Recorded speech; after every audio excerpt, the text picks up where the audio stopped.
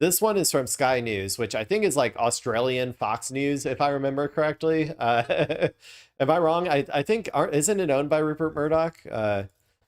Sky News owner. Maybe I'm wrong. Sky News owned by Rupert Murdoch. Oh, Murdoch founded it in 1989, um, but sold it to Comcast Corporation in 2018. So okay, it's not currently owned by Murdoch, but you can probably guess what type of media it is. But this is an interesting one because we're seeing usually you'd expect Fox News Australian Fox News, you'd expect them to be really on board with the messaging of the blockade was the best thing ever, and we have all the leverage now. Everything changed on a dime as soon as we implemented that blockade. But this title has me thinking that they're not so sure about it over here at Sky News. So this title is Iran has more leverage than ever and potentially a winning hand in war, says military analyst. So let's go ahead and hear what they have to say. I mean, I think that that's more closely aligned with what I believe as well. So, but yeah, let's go ahead and watch this video and see what's going on. Welcome back. If you're just joining us here on Sky News, we've just heard from the Pentagon. US Defense Secretary Pete Hegseth been giving us the latest on the conflict in Iran. Let's just listen briefly to what he had to say. To Iran, choose wisely. I pray you choose a deal, which is with... I had to choose, by the way, between this press conference or the helicopter one that Trump did. I chose the helicopter one because it was more recent. So hopefully I didn't miss anything too crazy in this one either. Within your grasp, for the betterment of your people and for the betterment of the world. In the meantime, the War Department is locked and loaded.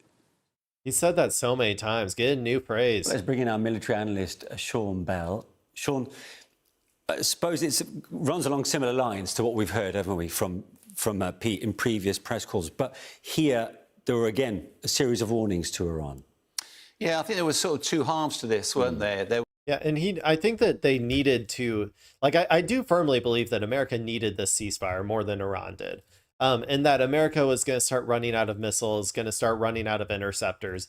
They really needed some time to move more assets to the region in order to keep up, like, with what they were, keep up with the operations that they were trying to do, both offensively and defensively. And so, like, yeah, they probably did need to reload to an extent. And judging by the troop movements, I'm also guessing that this is going to, like, I'm leaning towards, like, this war is going to heat up again after the ceasefire. I don't know if there'll be an extension or what, but I do think that just judging by the troop movements and the rearmament, I'm assuming that they're going to start back up again. Again, a series of warnings to Iran.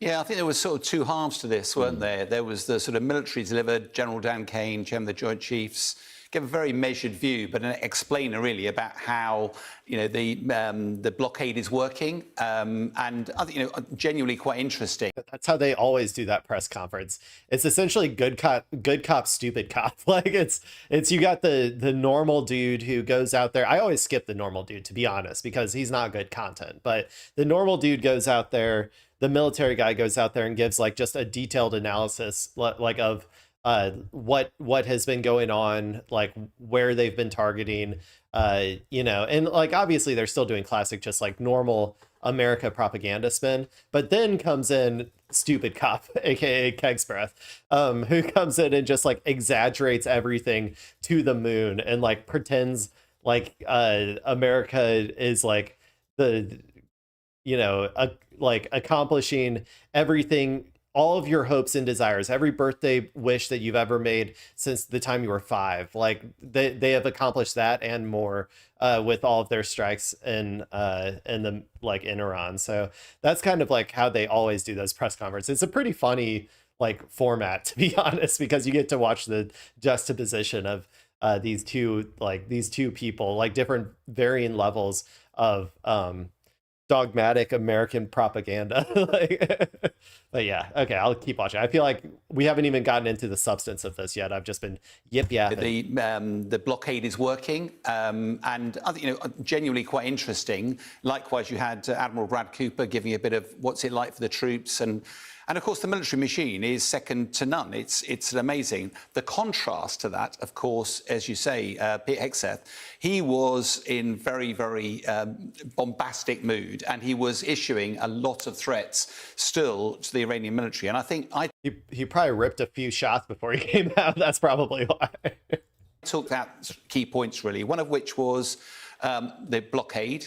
We're locked and loaded. If you don't start negotiations, we're going to come after you. He talked about the Straits of Hormuz, saying Iran's not under control, we're controlling it. I don't think there's anybody outside the domestic US audience that believes that's true. He talked about going after the energy infrastructure. Hey, and I'm in the domestic US audience, and I don't think that's true either. So This audience that believes that's true.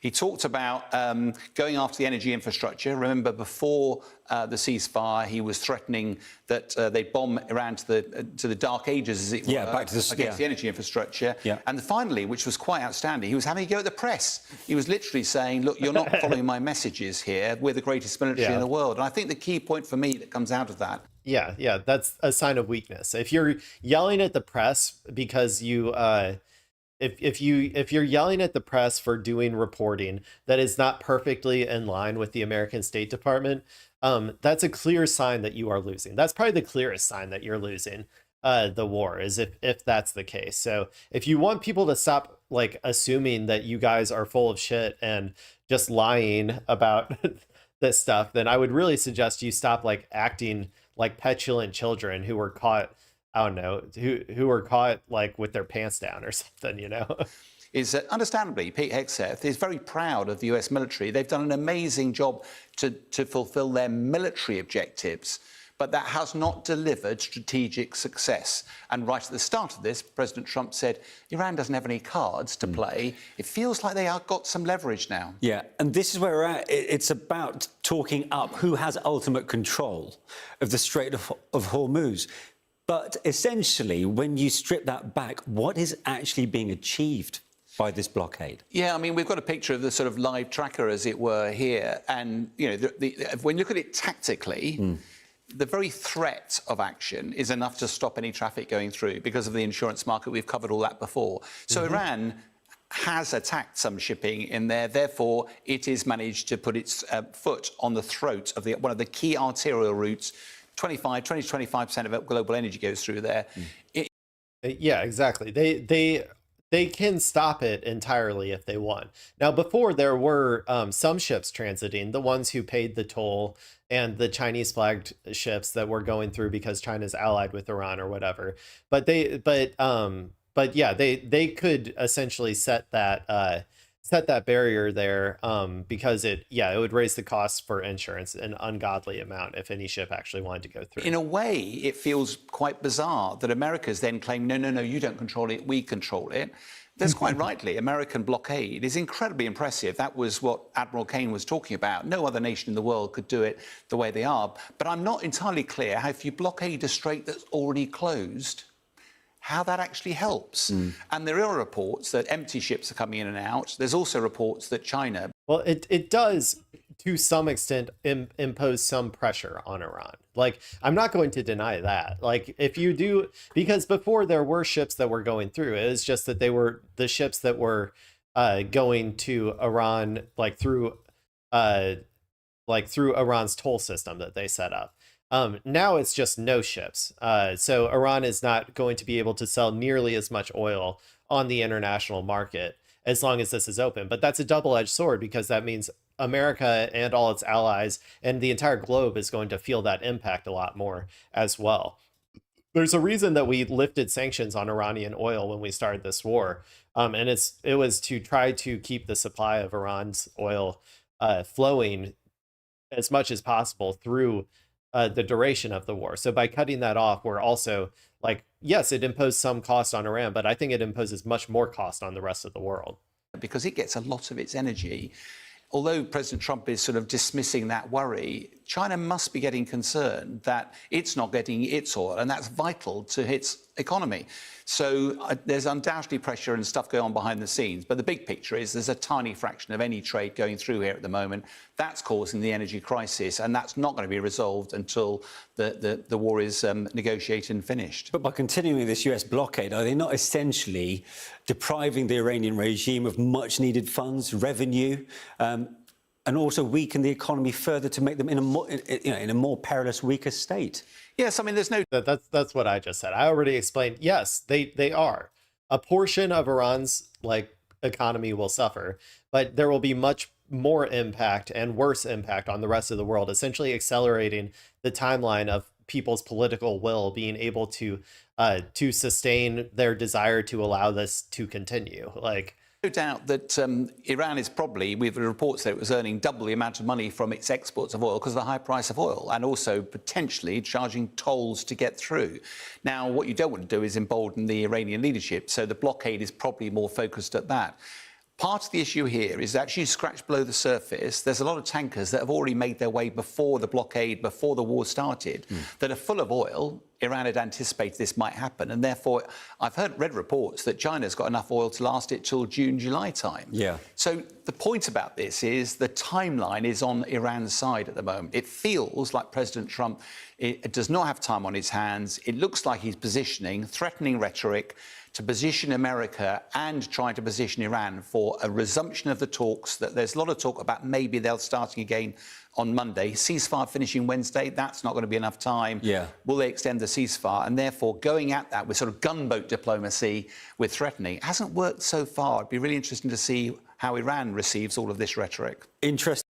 Yeah, I think that Iran is in a I would say just like a slightly worse bargaining position just by accepting the ceasefire. And that's just because they're not actively, escalating alongside of America. When America does something like this blockade, if they did this blockade during wartime, like while they were shooting missiles, then Iran would have started shooting missiles at the naval ships in the blockade, and they would have been shooting drones at the various oil and energy assets around the region, including Saudi Arabia, their pipeline. They might close the Red Sea, the Bab al-Mandeb Strait with the Houthis.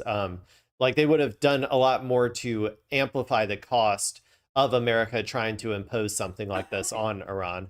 And then they would have they would have been able to keep that sort of tit for tat response. And they weren't able to do that because they were in the middle of a ceasefire. So I won't deny that they have slightly less leverage, just because America will always perceive any sort of inaction to, anything that they do, even if it's as pointless as this secondary blockade. It will always interpret every single inaction as total capitulation, and the people are on the back foot and we just need to keep pressing or whatever. It's I always think back to when Ukraine had that brief stint where they were pushing Russia back. They had a counter offensive that pushed Russia back pretty early on in the war. And America could never just take that as this is the time to negotiate. They were like, no, we must keep pushing more and more because we got this minor win, or this perceived minor win. And then it led to terrible strategic defeat afterwards when Russia inevitably pushed them back again. I kind of feel it's going to be something like that, where America feels like they've gained some huge strategic victory through this performative action of the blockade, the secondary blockade. But I mean, they're probably going to try to get some sort of resolution, maybe, but I don't know. I still think they're going to, I don't know. It's maybe not the best analogy, but it's a kind of similar mindset, I guess, is what I would say. And empires, the empire tends to have this sort of overconfident perspective on everything, especially when it's trying to propagandize to its people and to itself to an extent. I think a lot of the people in the military and stuff potentially buy, or in the leadership positions like Hegseth and all them, might actually buy into American propaganda as opposed to just create the American propaganda. So no mention of the Lebanon-Israel situation at the minute, and considering the news that we brought just in the last few moments, in that Lebanon is saying that there are no planned talks with Israel, according to a couple of their officials. So where are we with this latest round of supposed peace talks between the two? The bottom line is probably we don't know. My concern is that some of these talks is a bit of theatre. If you remember, the Israeli campaign into southern Lebanon against Hezbollah doesn't sit comfortably with President Trump calling a ceasefire to try and get some sort of negotiated solution and an off-ramp. So almost certainly Trump has put pressure on Netanyahu to just back off a bit, have some talks. Those talks we understood at Washington was probably on a diplomatic but at an ambassadorial level, not at a key level. In some respects, I can understand why Lebanon doesn't want to get involved in the talks, because actually Lebanon isn't the problem. The problem is Hezbollah. And all that Israel will say to the Lebanon is, you haven't sorted out Hezbollah. If you don't sort it out, we are going to. We're obliged to. Hezbollah says, well, we're going to carry on anyway. Lebanon can't do anything about it. So in a way, it feels like the wrong people are getting around the table. We talk about talks, but they're not talks that are going to lead to a resolution of this conflict. Yeah. And He's stealing my shtick. I was saying they should have invited Hezbollah if they cared about an actual ceasefire. So Hezbollah is the one you got to negotiate with. finally, we have essentially a standoff in the Strait right now, as the globe pays ultimately the price for rising prices in energy, and energy, no matter whether it's residential or industrial. Time is clearly more on Iran's side here than the US, isn't it? No, you're absolutely right. And if you remember, before the war started, the Strait of Hormuz wasn't even an issue. It wasn't on the list of priorities at all. I mean, the core question... I think we often forget that, like, yeah, it was completely open. It was considered international waters before. It will never again be considered. It will be de facto Iranian waters after this war, because Iran has proven that they can control it militarily. So, yeah, I mean, there's that. Here is America went in with a core of stopping... That's what war does, though. It takes the bluster, and it takes the words that they say. Like, Iran has said for years that they would close the strait if America ever engaged in an act of war against them. And war is where you finally get to see what the actual capabilities of a country is, as opposed to just the propaganda.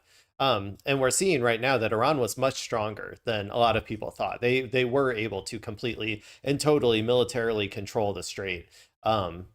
So yeah, I mean, I think that we're learning a lot right now. And I think, like, Iran will emerge from this as another, at least regional, like the regional hegemon, essentially.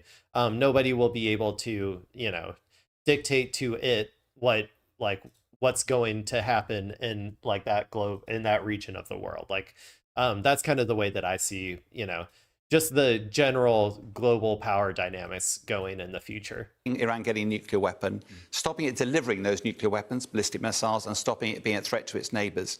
That military campaign, conducted ruthless efficiency by one of the best militaries in the world, has been devastating, but it hasn't delivered the outcomes that America wants.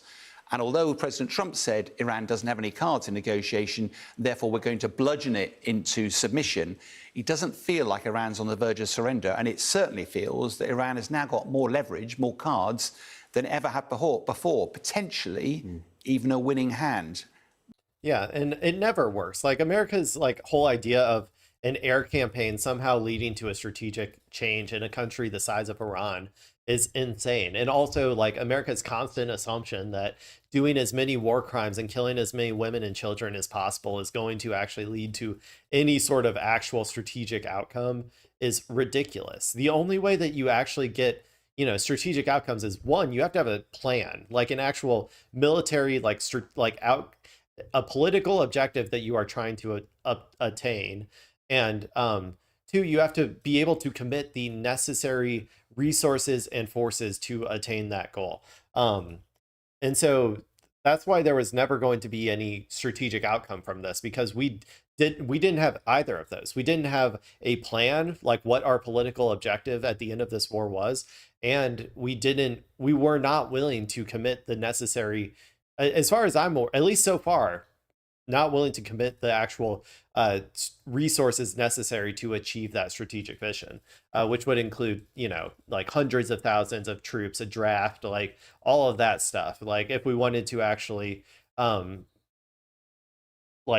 get rid of Iran's nuclear program entirely, or get rid of all of its ballistic missiles, or regime change, like we did in Afghanistan. And then like all of that sort of stuff would have taken way too many resources for the American populace, I think. But